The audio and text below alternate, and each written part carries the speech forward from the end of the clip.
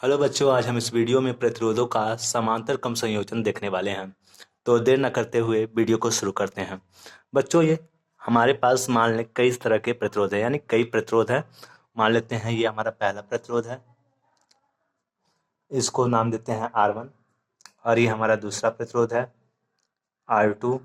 और एक और हमारा प्रतिरोध है R3। इसके अलावा हम चाहें तो बहुत सारे प्रतिरोध ले सकते हैं।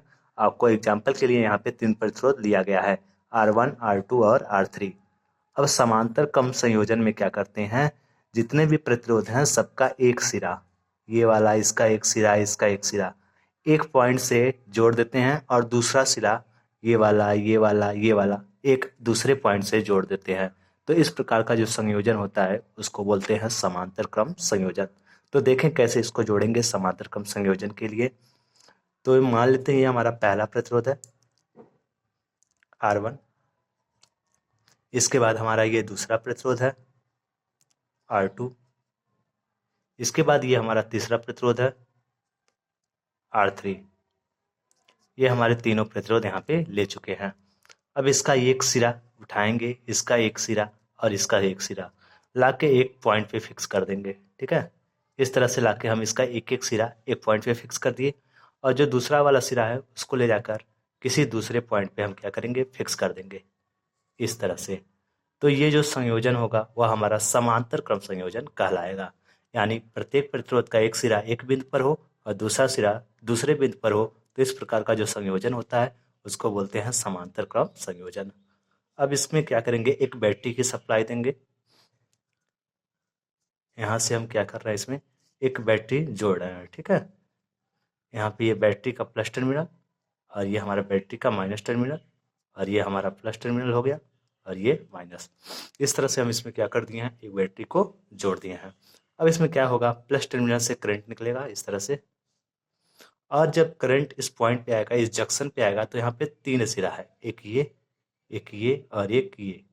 तो ये जो करंट है वह तीनों रजिस्टेंस में जाएगा, क्योंकि अगर आने वाली जो करंट है, मान लेते हैं हमारा ये आई करंट यहाँ पे आ रही है, तो ये जो आने वाली करंट है वह 3 पार्टों में क्या हो जाएगी, डिवाइड हो जाएगी। ठीक है, तो यहाँ पे एक जंक्शन है, जंक्शन का मतलब यहाँ पे एक सन दिया है, ये करंट आ रही है, तो यहाँ पे ये जंक्शन से ये करंट तीनों पार्टों में क्या होंगे, डिवाइड हो जाएंगी। तो जो आई है, तो आई का कुछ पार्ट इधर चला जाएगा पहले वाले प्रतिरोध में, इसको बोलेंगे I1। दूसरे वाले प्रतिरोध में जो करंट जा रही है उसको बोलेंगे I2। और जो तीसरे वाले प्रतिरोध में यानी R3 में जो करंट जा रही है उसको बोलेंगे I3। यानी जो हमारा I यहाँ से आया है वह इस 3 प्रतिरोधों में क्या हो गया है, डिवाइड हो चुका है। अब इसके बाद जैसे ही यहाँ पे ये तीनों करंट आएंगी, I1, I2 और I3, और आके यहाँ पे फिर से आपस में मिल जाएंगी, और मिलने के बाद फिर से यहाँ बैटरी के माइनस टर्मिनल पे चली जाएंगी। तो यहाँ पे भी जो हमारा करंट होगा वह हमारा क्या होगा, I होगा। अब इसके बाद देखेंगे, अगर इस बैटरी का जो विभवांतर है वो हमारा V है, तो हर एक प्रतिरोध का टर्मिनल सेम होने के कारण, यानी कि बिंदु सेम होने के कारण, तो इसका भी हर एक प्रतिरोध का जो विभवांतर होगा वह सेम होगा। इसका भी V होगा, इसका भी V होगा और इसका भी V होगा। ऐसा क्यों हो रहा है, इसमें करंट अलग अलग और विभवांतर सेम क्यों हो रही हैं? क्योंकि इसका जो टर्मिनल है वह एक ही पॉइंट है। पहले वाले का भी टर्मिनल उसी पॉइंट पे है, दूसरे वाले रेजिस्टेंस का टर्मिनल भी उसी पॉइंट पे है, और तीसरे वाले रेजिस्टेंस का भी टर्मिनल उसी पॉइंट पे है। यानी कि इसका एक पॉइंट ये है और इसका एक पॉइंट ये है, जिसके कारण इसमें जो वोल्टेज है सारे प्रतिरोधों में क्या होगा, सेम होगा। जबकि जो करंट है वह अलग अलग प्रतिरोधों में अलग अलग होगा, क्योंकि यहाँ से आने वाली करंट जो होती है, किसी जंक्शन पे आने वाली करंट और जाने वाली करंट आपस में क्या होती हैं, बराबर होती है। अगर ये I आया तो I1 plus I2 plus I3 हमारे किसके बराबर हो जाएगा, I के। तो हर एक प्रतिरोध में अगर ओम का नियम लगाते हैं तो देखते हैं क्या होता है। इस प्रतिरोध के लिए देख रहे हैं, पहले वाले के लिए, इसमें जो वोल्टेज होगा V equal to I into आई।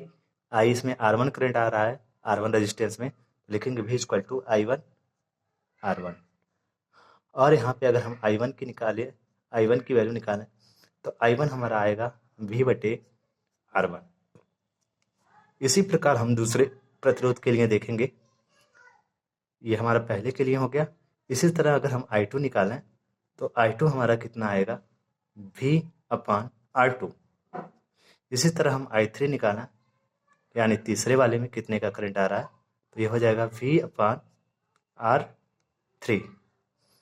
अब हम क्या करेंगे, जो टोटल करंट I है वह किसके बराबर होगा, यानी जो आने वाली करंट है इस जंक्शन पे, जाने वाली करंटों के योग की क्या होती है, बराबर।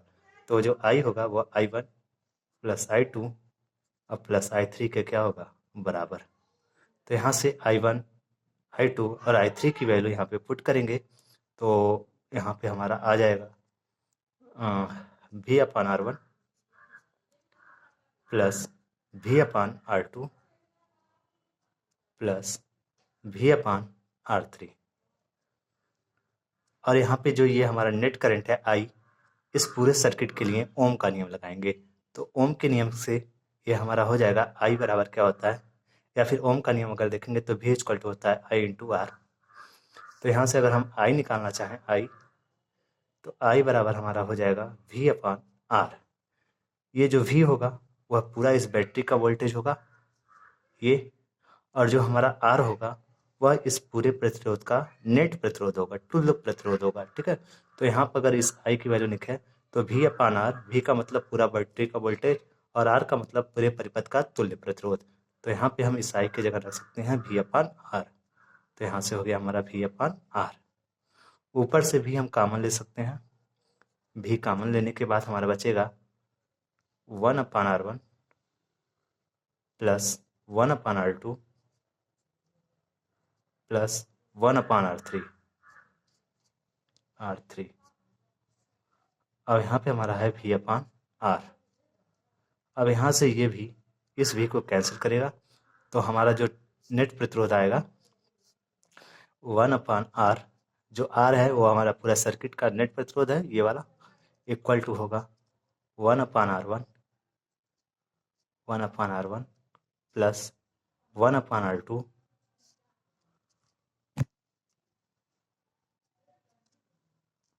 Plus 1/R3।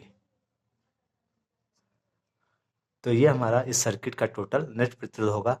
इसके अलावा और भी प्रतिरोध रहेंगे, तो यहाँ से 1/, करके उन सारे प्रतिरोधों को जोड़ते चले जाएंगे। तो ये हमारा होगा, किसी भी प्रतिरोधों को अगर समांतर क्रम में जोड़ा जाए तो उसका तुल्य प्रतिरोध यानी इक्विवेलेंट रेजिस्टेंस कितना होगा, तो 1/R1 plus 1/R2 plus 1/R3, यानी जितने भी प्रतिरोध R1, R2 या फिर R3 और भी हो सकते हैं, तो इसको आगे जोड़ते चले जाएंगे 1/, करके। तो अगर वीडियो अच्छा लगा तो चैनल को लाइक कीजिए, सब्सक्राइब कीजिए। धन्यवाद।